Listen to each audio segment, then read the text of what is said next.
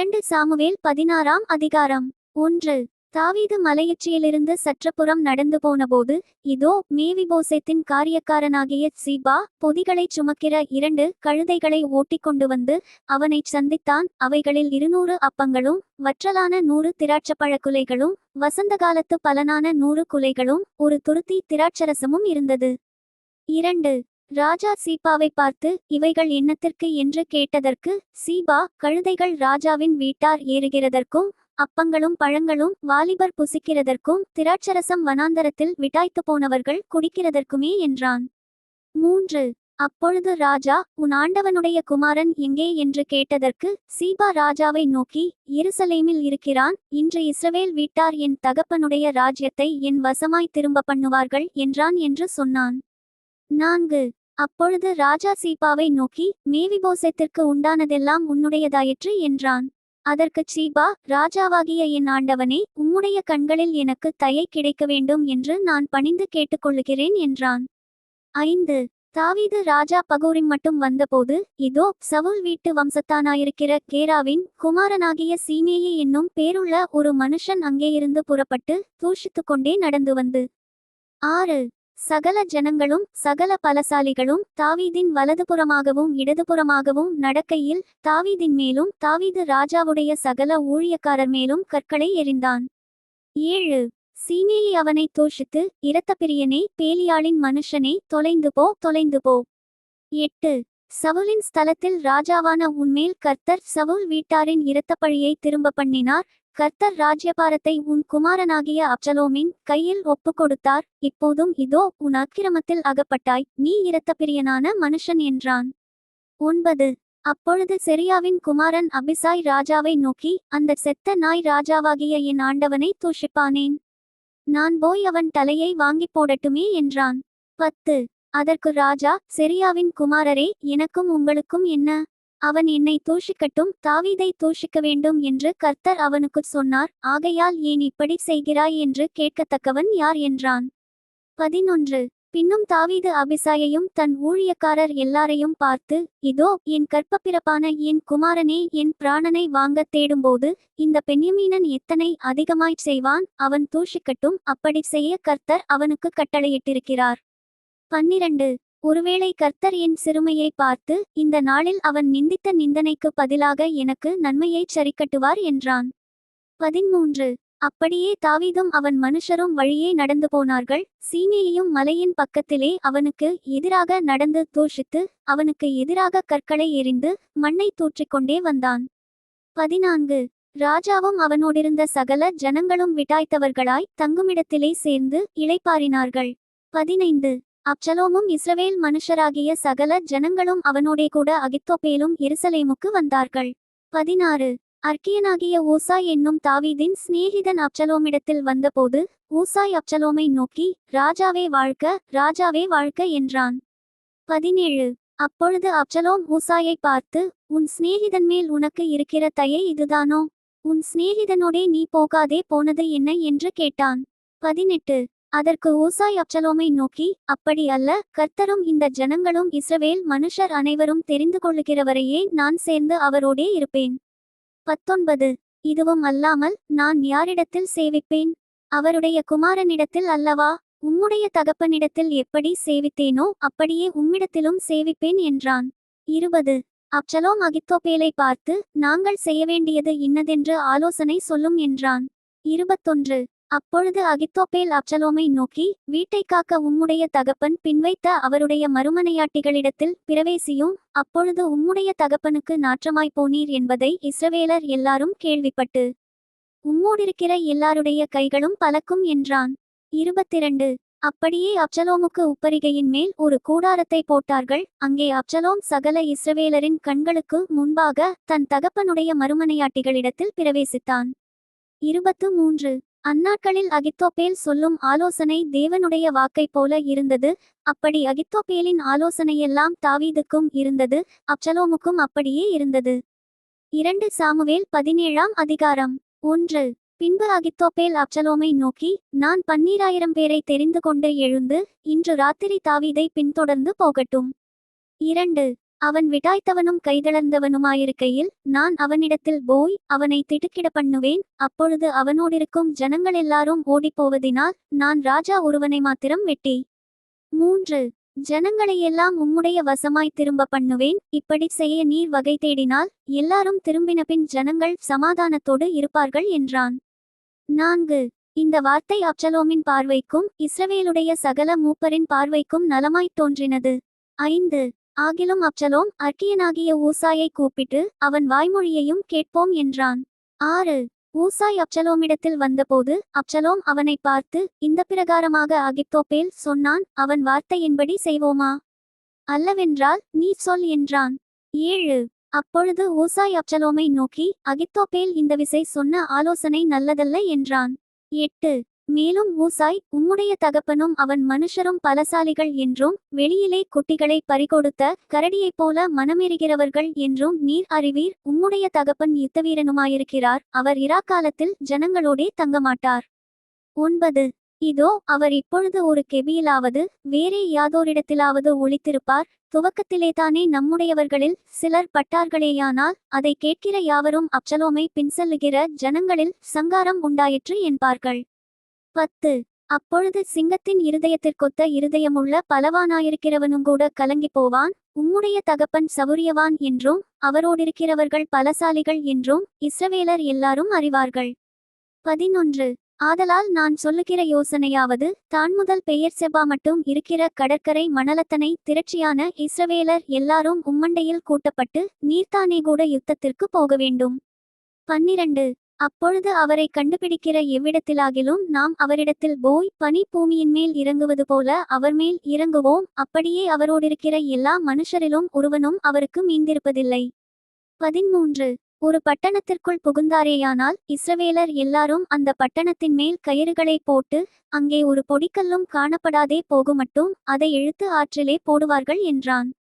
14 அப்பொழுது அப்சலோமும் இஸ்ரவேல் மனுஷர் அனைவரும் அகித்தோப்பேலின் ஆலோசனையை பார்க்கிலும் அர்க்கியனாகிய ஊசாயின் ஆலோசனை நல்லது என்றார்கள். இப்படி கர்த்தர் அப்சலோமின் மேல் பொல்லாப்பை வரப்பண்ணும் பொருட்டு அகித்தோப்பேலின் நல்ல ஆலோசனையை அபத்தமாக்குகிறதற்கு கர்த்தர் கட்டளையிட்டார்.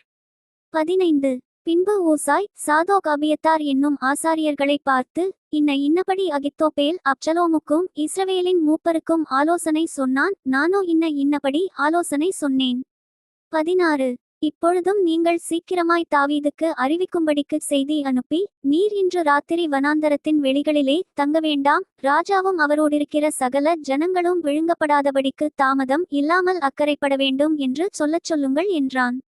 17 யோனத்தானும் அகிமாசும் தாங்கள் நகரத்தில் பிரவேசிக்கிறதினால் காணப்படாதபடிக்கு இன்றோகேல் அண்டை நின்று கொண்டிருந்தார்கள். ஒரு வேலைக்காரி போய் அதை அவர்களுக்குச் சொன்னாள். அவர்கள் தாவீது ராஜாவுக்கு அதை அறிவிக்கப் போனார்கள்.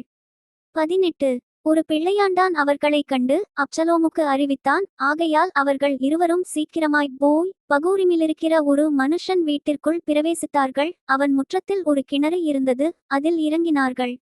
19 வீட்டுக்காரி ஒரு பாயை எடுத்து கிணற்றுவாயின் மேல் விரித்து காரியம் வெளிப்படாதபடிக்கு அதின்மேல் நுயை பரப்பி வைத்தாள். 20 அப்சலோமின் சேவகர் அந்த ஸ்திரீயினிடத்தில் வீட்டிற்குள் வந்து அகிமாசும் யோனத்தானும் எங்கே என்று கேட்டார்கள். அவர்களுக்கு அந்த ஸ்திரீ வாய்க்காலுக்கு அப்பாலே போய்விட்டார்கள் என்றாள். இவர்கள் தேடி காணாதே போய் எருசலேமுக்கு திரும்பினார்கள்.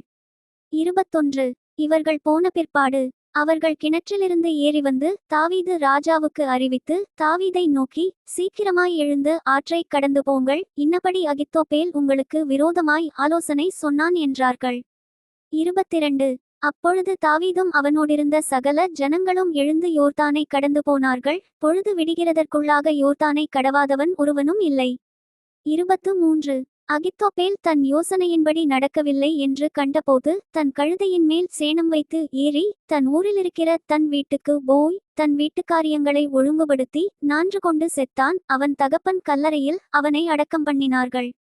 24 தாவீது மக்னாயிமுக்கு வந்தான். அப்சலோமும் சகல இஸ்ரவேலரோடுங்கூட யோர்தானை கடந்தான். 25 அப்சலோம் யோவாபுக்கு பதிலாக அமாசாவை இராணுவ தலைவனாக்கினான். இந்த அமாசா நாகாசின் குமாரத்தியும் செரியாவின் சகோதரியும் யோவாபின் அத்தையுமாகிய அபிகாயிலை படைத்த இஸ்ரவேலனாகிய எத்திரா என்னும் பேருள்ள ஒரு மனுஷனுடைய குமாரனாயிருந்தான். 26 இஸ்ரவேல் ஜனங்களும் அப்சலோமும் கீலேயா தேசத்திலே பாளையமிறங்கினார்கள். 27. தாவீது மக்னாயிமில் சேர்ந்தபோது அம்மோன் புத்திரரின் தேசத்து ரப்பா பட்டணத்தானாகிய சோபி என்னும் நாகாசின் குமாரனும் லோதேப்பார் ஊரானான அம்மியேலின் குமாரன் மாகீரும் ரோகிலிம் ஊரானும் கீலேயாத்தியனுமாகிய பர்சிலாவும். 28. மெத்தைகளையும் கலங்களையும் மண்பாண்டங்களையும் கோதுமையையும் வார்கோதுமையையும் மாவையும் வறுத்த பயற்றையும் பெரும் பயற்றையும் சிறு பயற்றையும் வறுத்த சிறு பயற்றையும். 29. தேனையும் வெண்ணெயையும் ஆடுகளையும் பால்கட்டிகளையும் தாவீதுக்கும் அவனோடிருந்த ஜனங்களுக்கும் சாப்பிடுகிறதற்கு கொண்டு வந்தார்கள். அந்த ஜனங்கள் வனாந்தரத்திலே பசியும் இளைப்பும் தவனமுமாயிருப்பார்கள் என்று இப்படி செய்தார்கள். 2 சாமுவேல் 18ஆம் அதிகாரம். 1. தாவீது தன்னோடிருந்த ஜனங்களை இலக்கம் பார்த்து அவர்கள் மேல் 1000க்கு அதிபதிகளையும் 100க்கு அதிபதிகளையும் வைத்து. 2. பின்பு தாவீது ஜனங்களில் 1/3 ஒரு பங்கை யோவாபின் வசமாகவும் 1/3 ஒரு பங்கை செரியாவின் குமாரனும் யோவாபின் சகோதரனுமான அபிசாயின் வசமாகவும் 1/3 ஒரு பங்கை கித்தியனாகிய ஈத்தாயின் வசமாகவும் அனுப்பி, நானும் உங்களோடே கூட புறப்பட்டு வருவேன் என்று ராஜா ஜனங்களிடத்தில் சொன்னான். 3. ஜனங்களோ, நீர் புறப்பட வேண்டாம், நாங்கள் முறிந்தோடி போனாலும் அவர்கள் எங்கள் காரியத்தை ஒரு பொருட்டாக எண்ணமாட்டார்கள். எங்களில் பாதிப்பேர் செத்துப்போனாலும் எங்கள் காரியத்தை பற்றி கவலைப்படமாட்டார்கள். நீரோ எங்களில் 10,000 பேருக்குச் சரி, நீர் பட்டணத்தில் இருந்து கொண்டு எங்களுக்கு உதவி செய்கிறது எங்களுக்கு நலமாயிருக்கும் என்றார்கள். 4. அப்பொழுது ராஜா அவர்களை பார்த்து, உங்களுக்கு நலமாய்த் தோன்றுகிறதைச் செய்வேன் என்று சொல்லி ராஜா ஒலிமுகவாசல் ஓரத்திலே நின்றான். ஜனங்கள் எல்லாரும் 100 1000 புறப்பட்டார்கள். 5. ராஜா யோவாபையும் அபிசாயையும் ஈத்தாயையும் நோக்கி, பிள்ளையாண்டானாகிய அப்சலோமை என்னிமித்தம் மெதுவாய் நடப்பியுங்கள் என்று கட்டளையிட்டான். இப்படி ராஜா அப்சலோமை குறித்து அதிபதிகளுக்கெல்லாம் கட்டளையிட்டதை ஜனங்கள் எல்லாரும் கேட்டிருந்தார்கள். 6. ஜனங்கள் வெளியே இஸ்ரவேலருக்கு எதிராக புறப்பட்ட பிற்பாடு எப்பிராயீம் காட்டிலே யுத்தம் நடந்தது. 7.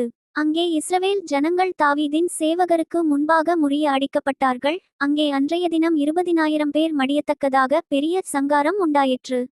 8. யுத்தம் அந்த தேசம் எங்கும் பறந்தது. அன்றைய தினம் பட்டயம் பட்சித்த ஜனங்களை பார்க்கிலும் காடு பட்சித்த ஜனம் அதிகம். 9. அப்சலோம் தாவீதின் சேவகருக்கு எதிர்ப்பட்டான். அப்சலோம் கோவேறு கழுதையின் மேல் ஏறி வரும்போது அந்த கோவேறு கழுதை சன்னல் பின்னலான ஒரு பெரிய கர்வாலி மரத்தின் கீழ் வந்ததினால் அவனுடைய தலை கர்வாலி மரத்தில் மாட்டிக்கொண்டு அவன் வானத்துக்கும் பூமிக்கும் நடுவே தொங்கினான். அவன் ஏறியிருந்த கோவேறு கழுதை அப்பாலே போயிற்று. 10. அதை ஒருவன் கண்டு யோவாபுக்கு அறிவித்து, இதோ அப்சலோமை ஒரு கர்வாலி மரத்திலே தொங்கக் கண்டேன் என்றான். 11. அப்பொழுது யோவாப் தனக்கு அதை அறிவித்தவனை நோக்கி, நீ அதைக் கண்டாயே, பின்னை ஏன் அவனை அங்கே வெட்டி தரையிலே தள்ளிப்போடவில்லை? நான் உனக்கு 10 வெள்ளிக்காசையும் ஒரு கச்சையையும் கொடுக்க கடமையுள்ளவனாயிருப்பேனே என்றான். 12. அந்த மனுஷன் யோவாபை நோக்கி, என் கைகளில் 1000 வெள்ளிக்காசு நிறுத்து கொடுக்கப்பட்டாலும் நான் ராஜாவுடைய குமாரன் மேல் என் கையை நீட்டமாட்டேன். பிள்ளையாண்டானாகிய அப்சலோமை நீங்கள் அவரவர் காப்பாற்றுங்கள் என்று ராஜா உமக்கும் அபிசாய்க்கும் ஈத்தாய்க்கும் எங்கள் காதுகள் கேட்க கட்டளையிட்டாரே. 13. ராஜாவுக்கு ஒரு காரியமும் மறைவாயிருக்க மாட்டாது. ஆதலால் நான் அதைச் செய்வேனாகில் என் பிராணனுக்கே விரோதமாகச் செய்பவனாவேன். நீரும் எனக்கு விரோதமாயிருப்பீர் என்றான். 14. ஆதலால் யோவாப், நான் இப்படி உன்னோடே பேசி தாமதிக்க மாட்டேன் என்று சொல்லி தன் கையிலே 3 வல்லையங்களை எடுத்துக்கொண்டு அப்சலோம் இன்னும் கர்வாலி மரத்தின் நடுவிலே உயிரோடே தொங்குகையில் அவைகளை அவன் நெஞ்சிலே குத்தினான். 15. அப்பொழுது யோவாபின் ஆயுததாரிகளாகிய 10 சேவகர் அப்சலோமை சூழ்ந்து அவனை அடித்து கொன்று போட்டார்கள். 16.